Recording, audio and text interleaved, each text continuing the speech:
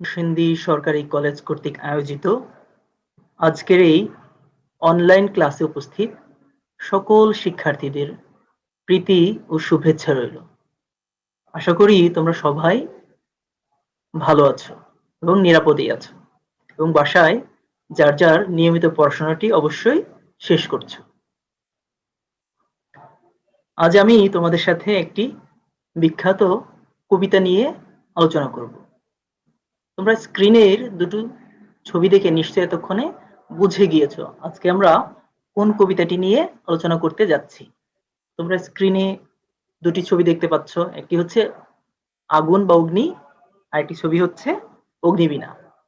তার মানে আমরা আজকে আলোচনা করতে যাচ্ছি আমাদের জাতীয় কবি কাজী নজরুল ইসলাম রচিত অগ্নিবীণা কবিতাটি। মূল কবিতায় প্রবেশের পূর্বে আমি তোমাদেরকে কাজী নজরুল ইসলাম বিষয়ক কিছু তথ্য দিতে চাই, যেই তথ্যগুলো তোমরা বিভিন্ন পরীক্ষাতে কাজে লাগাতে পারবে। হয়তো জ্ঞানমূলক হিসেবে তোমরা পেতে পারো, আবার যখন তোমরা ইন্টারমিডিয়েট পাশ করে ফেলবে এবং বিভিন্ন ভর্তি পরীক্ষায় অবতীর্ণ হবে তখন কাজে লাগতে পারে। এমনকি তোমরা যখন আরো বড় হয়ে বিভিন্ন চাকরি পরীক্ষা দিবে তখনও তোমাদের এই তথ্যগুলো কাজে লাগবে বলে আমি বিশ্বাস করি। আমাদের জাতীয় কবি কাজী নজরুল ইসলাম সম্বন্ধে আসলে অনেক তথ্যই দেয়া যায়, কিন্তু অনেক তথ্য দিয়ে তোমাদের মাথা ভারীও করা যাবে না। যে তথ্যগুলো আমাদের জানতেই হবে সেই তথ্যগুলো আমি কেবল তোমাদের সাথে শেয়ার করছি আজকের এই ক্লাসে। প্রথমেই আমাদের জানতে হবে কাজী নজরুল ইসলামের জন্ম এবং মৃত্যু সাল। দেখো সেটা হচ্ছে 1899 খ্রিস্টাব্দে 24শে মে ওনার জন্ম, মৃত্যু হচ্ছে 1976 সালের 29শে আগস্ট। এটা হচ্ছে ইংরেজি সাল। আবার অনেক সময় দেখা যায় পরীক্ষক আরো বেশি একটু কঠিন হয়ে গেলে তখন দেখা যায় হয়তোবা বাংলাতেও তার জন্মের সাল এবং মৃত্যু সাল আসতে পারে। বঙ্গাব্দ হচ্ছে 11ই জ্যৈষ্ঠ 1306 এবং মৃত্যু হচ্ছে 12ই ভাদ্র 1383 সাল। এবার অনেক সময় বিভিন্ন পরীক্ষাতে জানতে চাওয়া হয় যে কাজী নজরুল ইসলাম লেটু দলের গানে ওনার কত বছর বয়সে যোগদান করেন, সেটা হচ্ছে 12 বছর বয়সে। সৈনিক পদে আমাদের জাতীয় কবি কত বছর বয়সে যোগদান করেছিলেন, সেটা হচ্ছে 17 বছর বয়সে। এবং আমাদের এই যে জাতীয় কবি কাজী নজরুল ইসলাম, ওনার জন্ম যদিও ভারতের, কিন্তু ওনাকে আমরা জাতীয় কবি বলি, তাহলে এই যে ওনাকে জাতীয় কবির মর্যাদা কত সালে দেয়া হয়েছিল? আমরা জানি যে 1972 সালে আমাদের জাতির জনক বঙ্গবন্ধু শেখ মুজিবুর রহমানের নির্দেশনাতেই কাজী নজরুল ইসলামকে ভারত থেকে সপরিবারে 1972 সালে আমাদের বাংলাদেশে নিয়ে আসা হয় এবং 1972 সালেই তাকে জাতীয় কবির মর্যাদা দেয়া হয়। এবার আমরা জানবো কাজী নজরুল ইসলাম কি কি পুরস্কারে ভূষিত হয়েছিলেন। উনি জাগত্তরিণী পুরস্কার পেয়েছিলেন, এটা তোমরা তোমাদের পাঠ্য বইতে পাবে, কিন্তু কত সালে পেয়েছিলেন সেটা পাঠ্য বইতে দেয়া নেই, সেটা আমি দিয়ে দিয়েছি। এটা হবে 1945 সাল। ভারত সরকার তাকে পদ্মভূষণ পদকে ভূষিত করেন 1960 সালে। ঢাকা বিশ্ববিদ্যালয় থেকে তাকে ডিলিট ডিগ্রি দেয়া হয়, সেটা কত সালে এই তথ্যটিও মূল বইতে তোমাদের দেয়া নেই, সেটা হচ্ছে 1974 সালে। এবং আমাদের বাংলাদেশ সরকার তাকে 21শে পদকে ভূষিত করেন, সেটাও কত সালে ভূষিত করেন সেই তথ্যটিও আমাদের মূল বইতে দেয়া নেই, সেটা হচ্ছে আমি তার জন্য তোমাদের জন্য দিয়ে দিয়েছি, সেটা হচ্ছে 1976 সাল। এবার আজকে আমাদের পাঠ্য মূলত বিদ্রোহী কবিতা। এই বিদ্রোহী কবিতা বিষয়ক কিছু তথ্য আমি তোমাদের সাথে শেয়ার করতে চাই। যেমন এই যে বিদ্রোহী কবিতাটি প্রথম কোন পত্রিকায় প্রকাশিত হয়, সেটা হচ্ছে বিজলি পত্রিকা। যদি প্রশ্ন হয় যে বিজলি পত্রিকাটি কি ছিল, মাসিক, প্রাত্যহিক না সাপ্তাহিক, তাহলে উত্তর হচ্ছে সাপ্তাহিক। কত সালে প্রকাশিত হয়? 1328 সাল। অনেক সময় প্রশ্ন করা হয় যে বিদ্রোহী কাব্যটি কাকে উৎসর্গ করা হয়েছিল? উত্তর হচ্ছে বারীন্দ্র কুমার ঘোষকে। বিদ্রোহী কবিতায় মোট কটি কবিতা আছে? বিদ্রোহী কবিতায় মোট 12টি কবিতা আছে।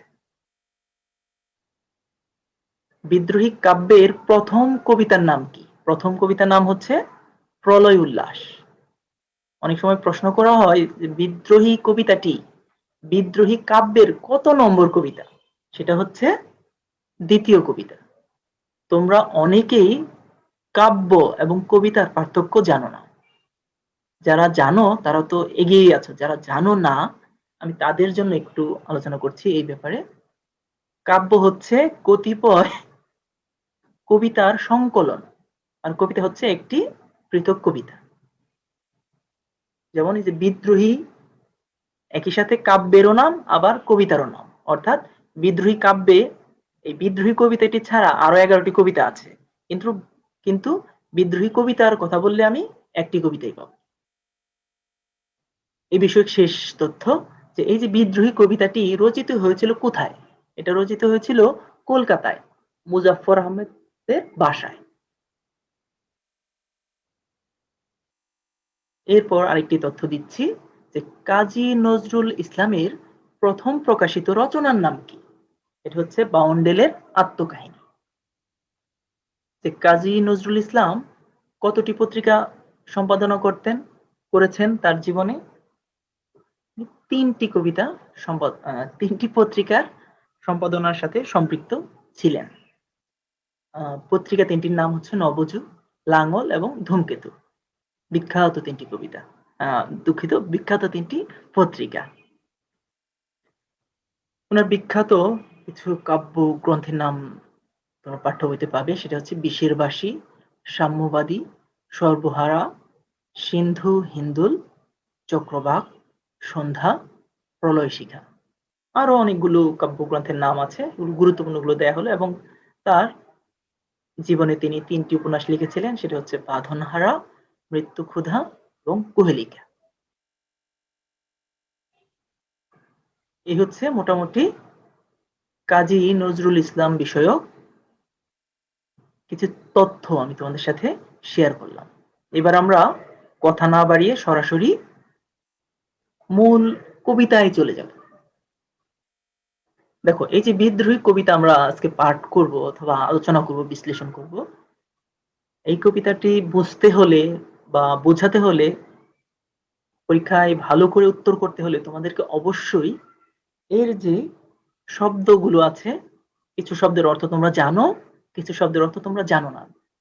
তার জন্য যেই শব্দগুলোর অর্থ তোমরা জানো না সেই শব্দের অর্থগুলো তোমাদের একটু জেনে নিতে হবে। এবং এই কবিতায় কিছু পৌরাণিক চরিত্র আছে বা মিথ জাতীয় কিছু চরিত্র আছে, সেই চরিত্রগুলো সম্বন্ধেও তোমাদের একটু ধারণা, পরিষ্কার ধারণা রাখতে হবে। যদি এই কাজটা তোমরা একটু কষ্ট করে করো তাহলে দেখবে এই কবিতাটি খুব সহজেই তোমরা রপ্ত করতে পেরেছ। এই যে দেখো, এই কবিতার শেষে যে শব্দের অর্থগুলো দেয়া আছে এগুলো তোমরা বাসায় বসে পড়ে নিবে। তার জন্য এগুলো আমি তোমাদের সাথে আলোচনা করছি না। দেখো, চলো কবিতা লাইন বাই লাইন ব্যাখ্যা বিশ্লেষণ করার আগে আমরা এই যে বিদ্রোহী কবিতাটি রচনা হলো এর প্রেক্ষাপটটি কি ছিল সেটা একটু জেনে নেই। তোমরা জানো যে আমাদের জাতীয় কবি কাজী নজরুল ইসলাম আজন্মই দারিদ্র্যের মধ্য দিয়ে বেড়ে উঠেছেন।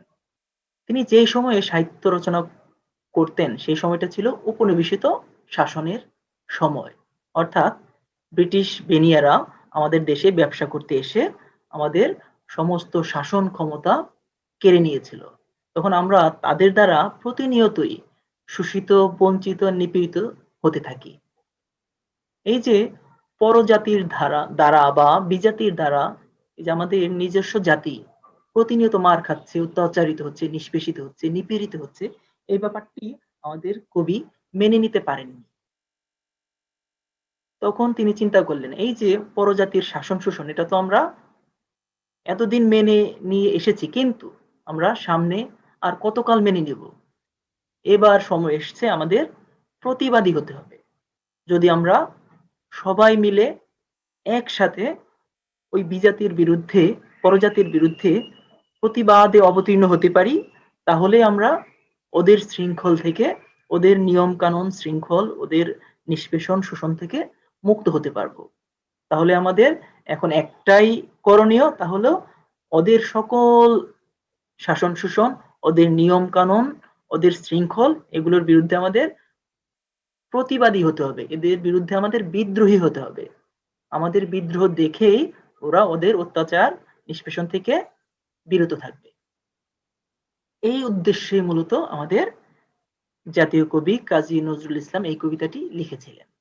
এই কবিতাটি পড়লেই তোমরা দেখবে তোমাদের মধ্যেও এক ধরনের প্রতিবাদী চেতনা লক্ষ্য করবে, এক ধরনের শক্তি অনুভব করবে। এটাই ছিল আমাদের এই কবিতা রচনার উদ্দেশ্য। এখানে বলে রাখা ভালো, এখানে তোমরা প্রতিবাদের দুটি ধারা দেখতে পাবে। একটি হচ্ছে বিধ্বংসী ধারা, বিদ্রোহী ধারা, আর একটি হচ্ছে প্রেমের ধারা। প্রেমের ধারা তার মানে তুমি ধ্বংস এবং প্রেম, সৃষ্টি এবং বিনাশ একই সাথে এই কবিতায় দেখতে পারবে। আর এই যে বিদ্রোহ, সেটি বলাই বাহুল্য, সেটি ছিল অবশ্যই সেই ব্রিটিশদের বিরুদ্ধে বিদ্রোহ। এবার আমরা চলো লাইন বাই লাইন এই কবিতার অর্থগুলো বুঝতে চেষ্টা করি। প্রথম কয়েকটি লাইন আমরা পড়ছি। বলো বীর, বলো উন্নতম শির। তিনি বলছেন, হে বীর, তুমি বলো আমার শির, আমার মাথা অনেক উন্নত, অর্থাৎ আমি হচ্ছে তোমার থেকে বা তোমাদের থেকে, উপনিবেশ থেকে কোনো অংশেই কম মর্যাদার না, কম ক্ষমতাশালী না। আমার মাথা তোমাদের থেকেও উচ্চ, আমার মর্যাদা তোমাদের থেকেও বেশি। এরপরে বলছে, শির নেহারি আমারই, নত শির ওই শিখর হিমাদ্রির। শির মানে মাথা, নেহারি মানে দেখে, আমারই মানে বুঝতেই পারছো, নত শির, নত হয়ে যায় ওই শিখর হিমাদ্রির, মানে হিমালয়ের মাথাও আমার মাথাটা দেখে, আমার এই উচ্চ মর্যাদা দেখে, আমার উচ্চ অবস্থান দেখে ওই যে হিমালয় পর্বতমালা আছে সেটিও নত হয়ে যায়। আমি এতটাই সম্ভ্রান্ত, এতটাই উচ্চ অবস্থানে আছি। আমাদের ভয়ের কোনো কারণ নেই, পরজাতিরা আমাদের কাছে আর টিকতে পারবে না, কারণ আমরাই সম্ভ্রান্ত, আমাদের মাথায় উন্নত, আমাদের মর্যাদাই বেশি। এরপরে বলছেন, আমি চির দুর্দম, দুর্বিনীত, নৃশংস। আমি হচ্ছে চির দুর্দম, মানে যেটা খুব কষ্ট করে দমন করতে হয়। আমি হচ্ছে সেই সত্তা, আমাকে দমন করা, আমাকে নিপীড়ন করা অত সহজ কথা নয়। তোমাদের মতো পরজাতির দ্বারা আমাদের দমন করা সম্ভব নয়। আমি সেই বীরের জাতি, আমি দুর্বিনীত। তাহলে আমি এমনিতে বিনীত, কিন্তু তোমরা যখন আমাদের সাথে অত্যাচার করবে, আমাদের যখন বিনাশ করতে আসবে, তখন আমি বিনীত না, তখন আমি দুর্বিনীত। আমাদের সেটা প্রতিরোধ করার ক্ষমতা আমার আছে। আমি নৃশংস। আমি কোথায় নৃশংস? যখন তোমরা আমাকে শিকলে বন্দি করতে চাইবে, যখন তোমরা আমাকে অত্যাচারিত করবে, তখন আমি তোমাদের আর আমার বিনয় দেখাবো না, তখন আমার নৃশংস রূপ আমি দেখাবো। মহাপ্রলয়ের আমি নটরাজ, আমি সাইক্লোন, আমি ধ্বংস। মহাপ্রলয় মানে সৃষ্টির যখন বিধ্বংসের কাল, সেই সময়ের আমি নটরাজ। নটরাজ বলতে বোঝানো হয়েছে শিবকে। তাহলে যখন যেই সৃষ্টির যে ধ্বংসকাল, সেই ধ্বংসের আমি নায়ক বা নটরাজ, আমি এমন শক্তিমান। আমি সাইক্লোন, সাইক্লোন যেমন যখন আসে তখন সবকিছুকে ভেঙে চুরে তছনছ করে দেয়, আমি ঠিক সেরকম এক সত্তা আমার মধ্যে ধারণ করি। যখন তোমরা আমাকে অকারণে অত্যাচারিত করতে আসবে, তখন আমি তোমাদের সেই সাইক্লোনের ক্ষমতা দিয়ে, আমি মহাপ্রলয়ের ক্ষমতা দিয়ে তোমাদেরকে ভেঙে চুরে নিঃশেষ করে দেব, আমি ধ্বংস করে দেব তোমাদেরকে।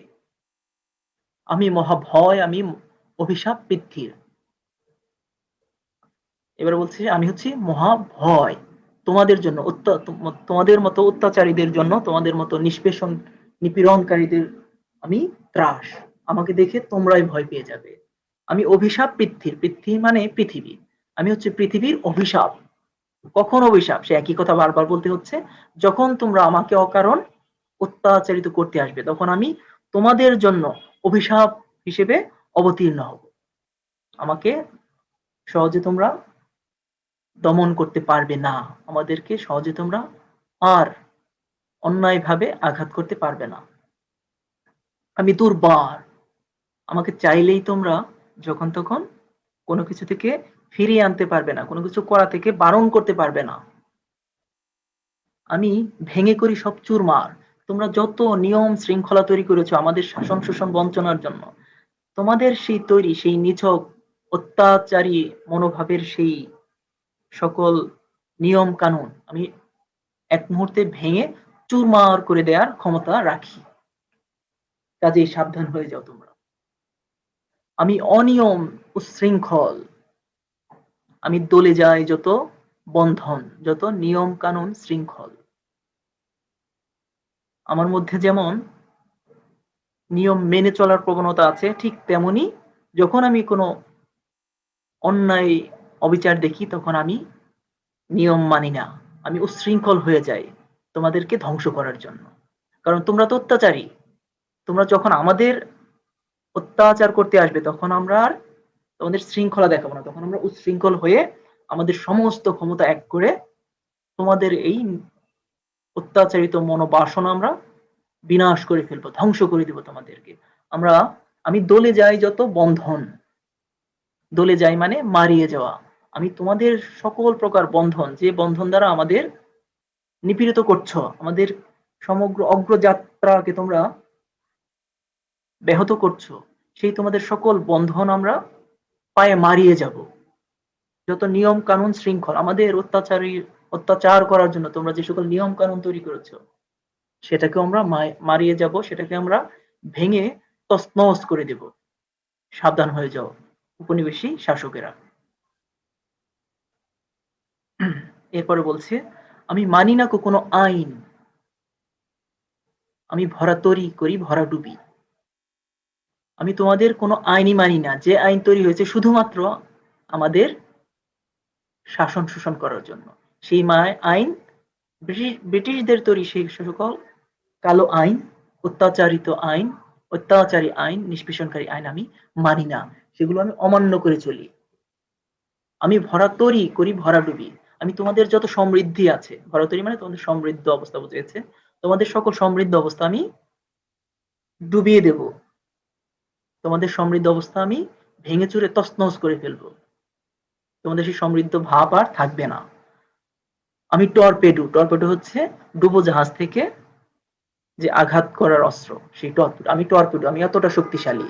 আমি ভীম, ভীম হচ্ছে আঘাতকারী যন্ত্র। আবার তোমরা অনেকেই মহাভারত দেখেছো, তোমরা অনেকেই পঞ্চ পাণ্ডবের নাম জানো, সেই পঞ্চ পাণ্ডবের দ্বিতীয় ভ্রাতার নামও ছিল ভীম, উনি গদা হাতে খুব যুদ্ধে পারদর্শী ছিলেন। আমি শুধু ভীমই নয়, আবার ভাসমান মাইন, তোমরা জানো মাইন দিয়ে যুদ্ধের সময়, মাইন একটি গোলা বারুদ, এটা দিয়ে অনেককে আঘাত করা যায়, সহজেই যুদ্ধে বিজয় লাভ করা যায়। তাহলে সে বলছে আমি টর্পেডো, এটা একটা অস্ত্র, আমি ভীম, এটাও একটা অস্ত্র, আমি ভাসমান মাইন, আমি এই সমস্ত অস্ত্রের বলে বলিয়ান, এই সমস্ত অস্ত্রের যে ক্ষমতা আছে আমারও ঠিক সেই ক্ষমতা আছে। এই সমস্ত ক্ষমতা, সমস্ত অস্ত্র একসাথে করে আমি তোমাদের আক্রমণ করতে সক্ষম। এরপর বলছে, আমি ধৈর্যটি, আমি এলোকেশে ঝড় অকাল বৈশাখীর। ধৈর্যটি হচ্ছে শিবের আরেক নাম। শিবের জটা ধূম্র জালের সৃষ্টি করে, সেই প্রসঙ্গটি এখানে আনা হয়েছে, যে আমার সমস্ত অস্ত্র, সমস্ত বিদ্রোহী চেতনা যখন আমি ব্যবহার করব তোমাদের বিরুদ্ধে, তখন তোমাদের মধ্যে ভয়ের ধূম্রজাল সৃষ্টি হবে। আমি এলুক এসে ঝড় অকাল বৈশাখীর, বৈশাখের কাল বৈশাখী যেমন নিমিষে সবকিছু তছনছ করে দেয়, ঠিক আমার বিদ্রোহী চেতনা, আমার বিদ্রোহী সত্তা তোমাদেরকেও মুহূর্তে তছনছ করে দেবে। আমি এমন দুর্বার, আমি বিদ্রোহী, আমি বিদ্রোহী সুত বিশ্ব বিধাত্রীর। আমি হচ্ছে তোমাদের প্রতি বিনীত নয়, আমি বিদ্রোহী হয়ে উঠেছি, কারণ তোমরা অত্যাচারী। তোমাদের অন্যায় অত্যাচার থেকে আমাদের রক্ষা করতে হলে আমাদের বিদ্রোহী হওয়া ছাড়া কোনো বিকল্প পথ তোমরা খোলা রাখোনি। আমি বিদ্রোহী সুত, সুত মানে হচ্ছে পুত্র, তাহলে আমি কেমন সুত, কেমন পুত্র? বিদ্রোহী পুত্র। কার বিদ্রোহী পুত্র? বিশ্ব বিধাত্রীর। বিশ্ব যে বিধাতা আছে তার আমি বিদ্রোহী পুত্র। এখানে আমি আজকের এই যে বিদ্রোহী কবিতার প্রথম অংশটি এখানে শেষ করতে চাচ্ছি। আমরা আগামী ক্লাসে এর পুরো কবিতাটি শেষ করব। এই বিষয়ে যদি তোমাদের কোনো প্রশ্ন থেকে থাকে তাহলে আমাকে প্রশ্নটি করবে, আমি তোমাদের চেষ্টা করব উত্তর দিতে। আর সামনের ক্লাসে ইনশাল্লাহ সমগ্র কবিতাটি একসাথে তোমরা পেয়ে যাবে।